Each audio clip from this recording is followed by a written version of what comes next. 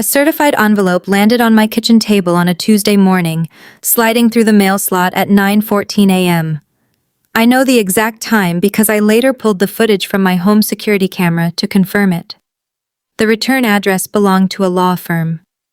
Inside was a certified letter from the offices of Whitmore and Crane, informing me that I had been named the primary beneficiary of the estate of Harold Eugene Calloway, my grandfather, who had passed away 6 weeks prior at a funeral I only learned about after it had already happened.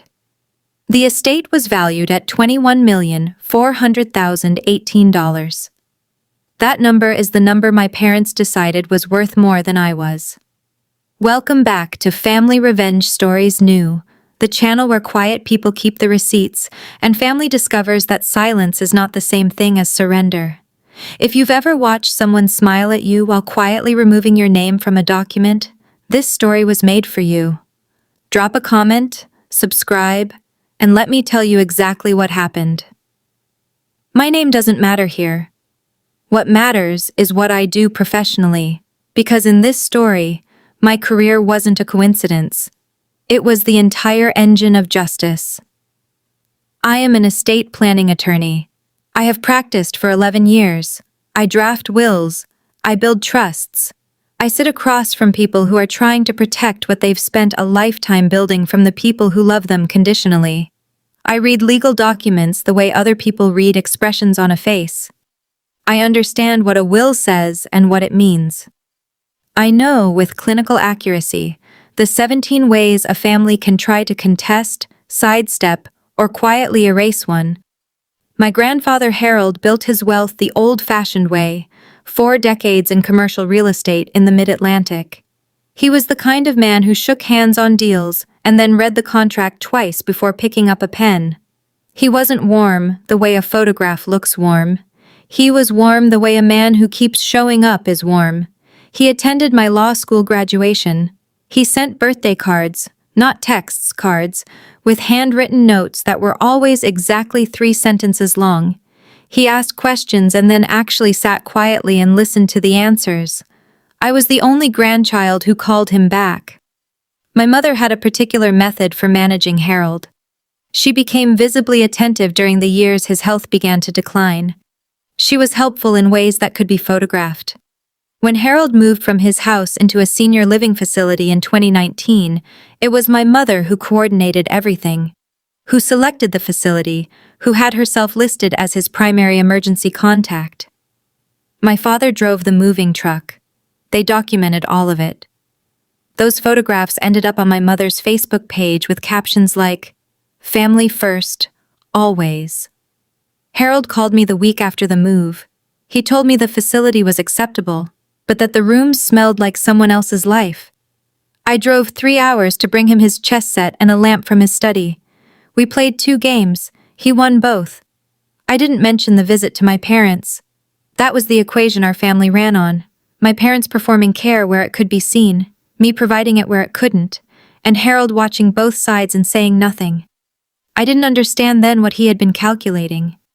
My grandfather died on a Sunday morning in March of last year. He was 81. I found out on a Wednesday from a neighbor of his old house who happened to see the obituary in the local paper and thought I deserved to know. The obituary listed his surviving family. My parents were named. I was not. I want to be precise about what I did and did not do in that moment. I did not call my parents. What I did was open my laptop, pull up the obituary, and screenshot it at 6:47 p.m. on a Wednesday in March. I printed it. I placed it in a folder. The funeral had already taken place the previous Saturday. There had been a reception. There had been flowers. There had been, as I later learned from that same neighbor, a guest book. A cream-colored book with a blue ribbon that Harold's housekeeper of 15 years, a woman named Dolores, had brought because she felt it was what you did for someone. My name was not in that guest book because no one told me my grandfather had died. I labeled the folder with the date and Harold's full name and set it on my desk. Then I sat very still for a long time. I noticed my hands were flat on the surface in front of me. The letter from Whitmore and Crane arrived 6 weeks later. I called the number on the letterhead. I spoke with a junior associate who verified my identity and informed me that senior partner Daniel Whitmore would like to meet with me at my earliest convenience to discuss the estate of Harold Eugene Calloway, of which I was the primary beneficiary. My voice didn't change. I said, "Thursday works, thank you." I drove to that meeting on a Thursday morning in May wearing the gray suit I reserve for closings. I brought a notepad. Not the folder, not yet. Daniel Whitmore was in his late 60s, a man who had clearly spent decades in rooms exactly like this one, with a particular stillness that I recognized as professional courtesy being extended to someone he expected to find shattered.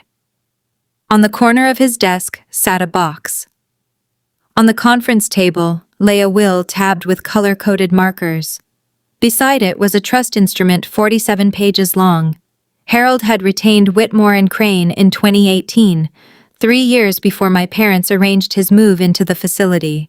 He had drafted the will. He had established the trust. And in 2021, he had amended both. The amendment was dated April 4th, 2021. I have that date memorized.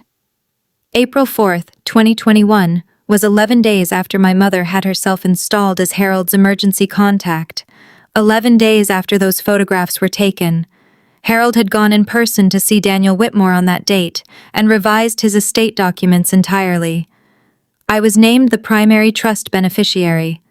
100% of his liquid assets and investment accounts, totaling $17.2 million.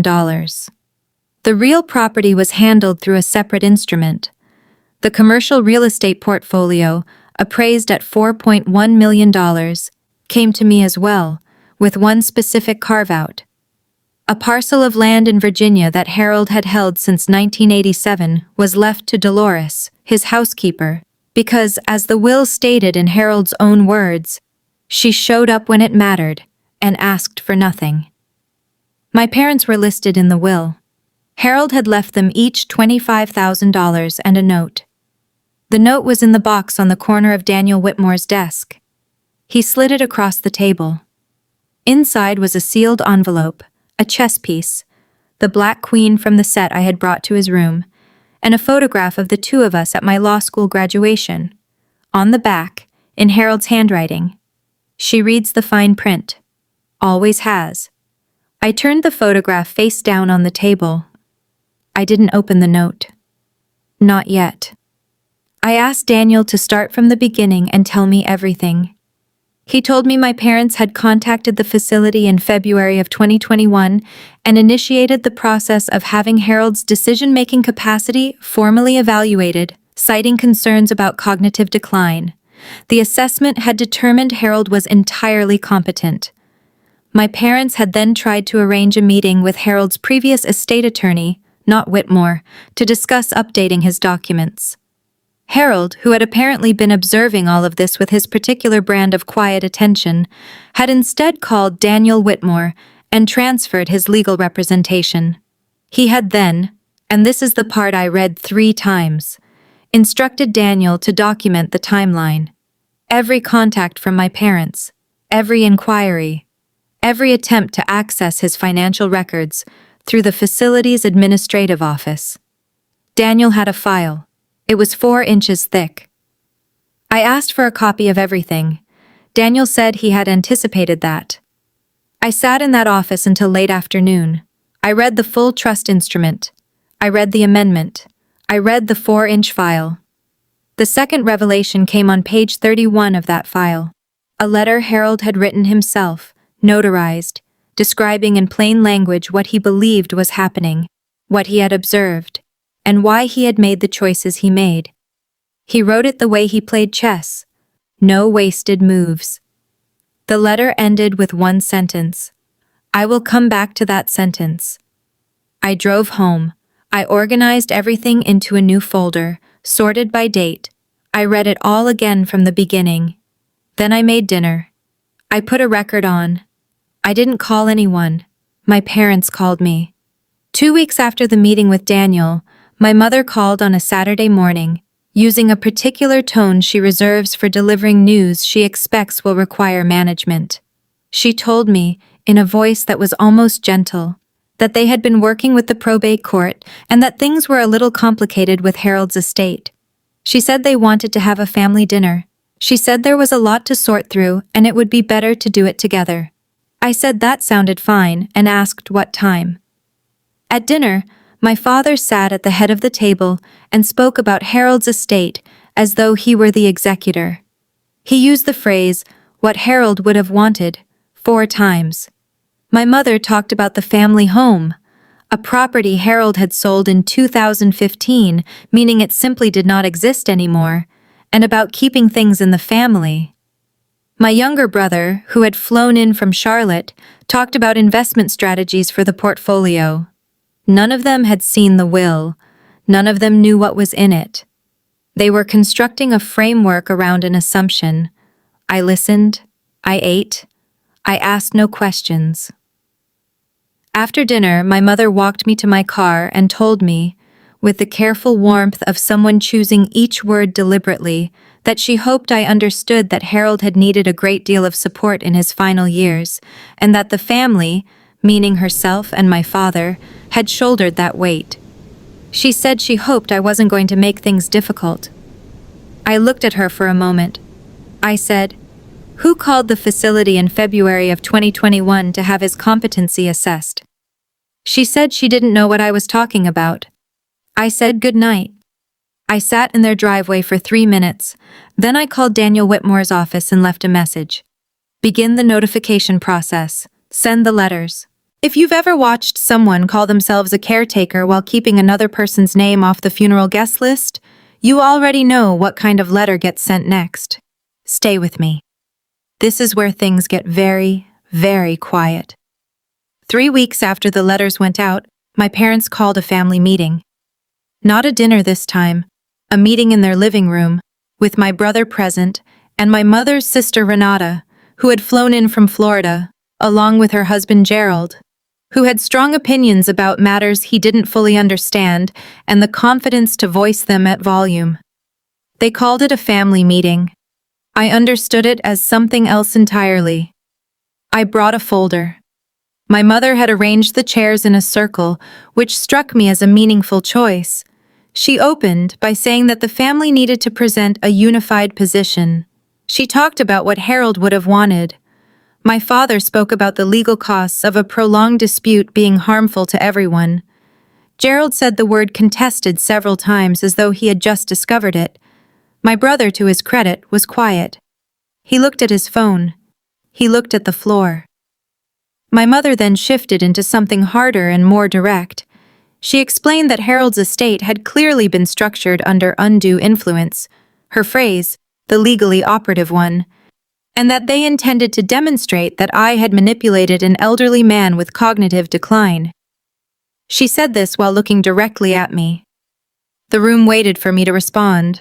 I said, "May I have the floor for a moment?" She gestured as though granting a favor. I opened the folder. I placed Daniel Whitmore's engagement letter on the coffee table. I said, "Harold retained independent legal counsel in 2018, 3 years before any of what you're describing." I placed the amendment dated April 4th, 2021 on the table. I said, "He amended his documents 11 days after you arranged to become his emergency contact at the facility." I placed the competency assessment on the table, the one my parents had commissioned, the one that came back confirming Harold was entirely competent. I let my mother read the letterhead. She had ordered that document. It was her own evidence. Gerald said something about lawyers being manipulated. I set the 4-inch documentation file on the table without saying a word. I let the sheer weight of it sit there. My mother's voice climbed. She said I had always been Harold's favorite, and that favoritism wasn't the same as intent, and that the courts would see through all of it. My father stood up. He used a word he had never directed at me before, and I want to be precise about this. I wrote it down afterward in my notes with a timestamp because I understood that moment would be relevant later. I said very quietly, "Sit down, please." He sat down. I took a single page from the folder. Harold's letter. The one he had written himself and had notarized. I read one line aloud. I have watched my daughter-in-law manage my care the way a person manages a property they intend to sell. Not with love, but with a plan. I am not confused about the difference. The room went silent. Renata put her hand over her mouth. I placed that page on top of the stack. I looked at my brother. He was staring at the table. He said without lifting his head, "I didn't know about the funeral." His voice was flat and honest. I noted it. I reached into my jacket pocket and set the black chess queen on top of the documents. I said, "He always played black." He used to say black had to be smarter because black moves second. I put on my coat. I said, "I'll see you in probate court." Then I walked out. The contest was filed. It was dismissed. The probate court reviewed the complete timeline, the competency assessment that my parents themselves had commissioned, the 4-inch documentation file Daniel Whitmore had assembled on Harold's direct instruction, and the notarized letter. The contest was dismissed without a hearing. 12 words in the dismissal order. Testator's capacity and intent are not subject to reasonable dispute. The trust distributed in full, $17.2 million, less taxes and legal fees. The commercial property portfolio transferred. The Virginia parcel went to Dolores, who called me. And the sound of her voice on the phone was the only moment in this entire story when I had to press my hand over my mouth before I could speak. My parents each received their $25,000. They received their notes. I don't know what Harold's note to them said. That was between Harold and them. My brother called me 8 weeks after the meeting. He said he needed to tell me something. He said he had known about the plan, not the legal mechanics, but the general intention to manage the estate situation, and that he had gone along with it by staying silent. He said he was sorry. He said it without any qualifiers attached. I told him I heard him. I told him I wasn't ready for a longer conversation yet, but that I had genuinely heard what he said. That was the truth. I left it there. Renata never called. Gerald never called. My parents filed a second challenge 6 months later through a different attorney. It was dismissed in 48 days. The black chess queen sits on my desk at the office now, between my computer and my lamp. I look at it during client meetings, when someone across the table is explaining to me why a document doesn't mean what it clearly and plainly says. It is a useful object to look at in those moments. The money moved through legal channels, and then through mine. I established a scholarship in Harold's name at the university where he earned his degree, the Harold E. Calloway Scholarship in Business and Ethics, awarded each year to a first-generation student. The first recipient was announced last spring. I sent Dolores a photograph of the announcement. She sent me back a card, handwritten. 3 sentences. I donated a portion to the legal clinic at my law school, the one that provides estate planning services to elderly clients who can't afford representation, because Harold's situation had taught me something specific about what happens when a person without a lawyer encounters a family that has one. The rest I invested carefully, in writing, with witnesses. I want to tell you what I did not do in this story. I did not fight because I was angry. I don't think anger is a particularly efficient tool. I fought because a man I loved had spent 11 careful years constructing a legal framework that said, "I see what is happening, and I am choosing something different." He had trusted that the structure would hold, and that there would be someone waiting on the other end of it who understood how to hold it with him. Calm is not the same thing as weak. My family had confused those two things my entire life. They mistook my quietness for compliance. They mistook my absence from their visible performances of care for indifference. They looked at someone who didn't argue and assumed they were looking at someone who would not act. Harold never made that mistake. He read the fine print, and he knew that I read it too. What they tried to take wasn't the money. The money was only the mechanism.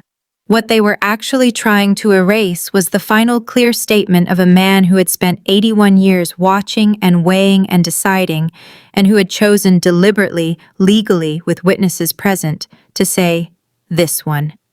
This one showed up. I was not going to allow that statement to be erased. Not by grief, not by pressure, not by a table full of people who decided the guest book didn't need my name in it. The document said what it said. I made sure it said it somewhere it could be heard. If this reminded you that the person who never makes a scene is not the person to underestimate, keep that. If it reminded you that showing up quietly and consistently is something that gets noticed, even when you believe it isn't, keep that too. Harold kept receipts. He just called them wills. If you want more stories about quiet people and the documents they leave behind, subscribe to Family Revenge Stories New. Drop a comment below. I read every one of them. And if you know someone who needs to be reminded that calm is a strategy and not a surrender, send this to them. I'll see you in the next one.